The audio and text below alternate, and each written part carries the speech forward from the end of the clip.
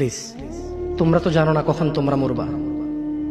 শোনো, তুমি অপরাধ করিও যদি তোমার মনে হয় আল্লাহ তোমাকে দেখে না, তখন করিও। তুমি অপরাধ করিও যদি তোমার মনে হয় আল্লাহ তোমাকে জিজ্ঞেস করবে না, তুমি নিশ্চিত বেঁচে যাবা। তুমি অপরাধ করিও যদি তোমার মনে হয় যে আল্লাহ তোমার জন্য জাহান্নাম নির্ধারণ করবে, আর তুমি আল্লাহকে বলবা আল্লাহ আপনি বললেই হবে না আমি জাহান্নামে যাব। যদি এই ক্ষমতার অধিকারী হও তাহলে তুমি অপরাধ করিও। তোমাকে বলি, মহিলা, মা, বোন, চাচা, চাচি, নামাজ ছাড়া মানুষ মুসলমান থাকে না। ওয়াল্লাহি আমি বলছি না কোথায় বাঁধবেন, তর্ক পরে। আমি বলছি আপনি নামাজটা স্টার্ট করেন। আমি বলছি না যে তারা ওই 20 রাকাত পড়বেন না 8 রাকাত পড়বেন। আমি বলছি যে আপনি পড়েন, 2 রাকাত হইলেও পড়েন। আমি বলছি যে আপনি ঈশার নামাজ 15 রাকাত দরকার নেই, আপনি শুধু 4 পড়েন। আমি কি বলছি সুন্নত বাদ দিতে?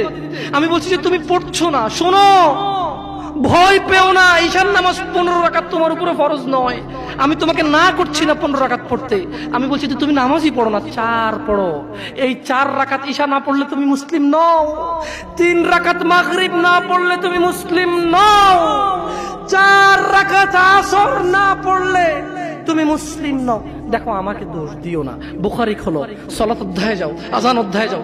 আল্লাহর নবী বলেছে তারা ওরা কাফির, ওরা মুশরিক, ওদের আর আমি মুহাম্মদুর রাসূলুল্লাহ সাল্লাল্লাহু আলাইহি ওয়াসাল্লামের উম্মতের মধ্যে পার্থক্য হচ্ছে নামাজ। ও সাহাবা, ও উম্মত, তুমি চিনবা মুহাম্মদের উম্মতকে সাল্লাল্লাহু।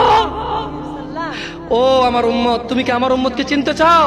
শোনো, তারা যারা আমার উম্মত না, আর এরা যারা আমার উম্মত। ওটা আমার উম্মত যেটা নামাজ পড়ে আমার উম্মত। তুমি আল্লাহর নবীর উম্মত ছাড়া কিভাবে মুসলমান হবা?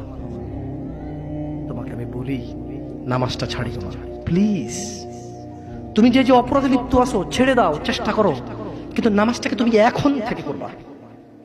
তোমার ফজর মিস হওয়া চাই না। তুমি যদি সারা জীবন নামাজ না পড়ো আমার যায় আসে না। তুমি যদি সারা জীবন নামাজ পড়ো আমার কিছু লাভ আছে। তুমি নামাজ পড়লে নাকি আমি আমার লাভে কথা বলছি। শোনো, তুমি নামাজ না পড়লেও আমার লাভ আছে।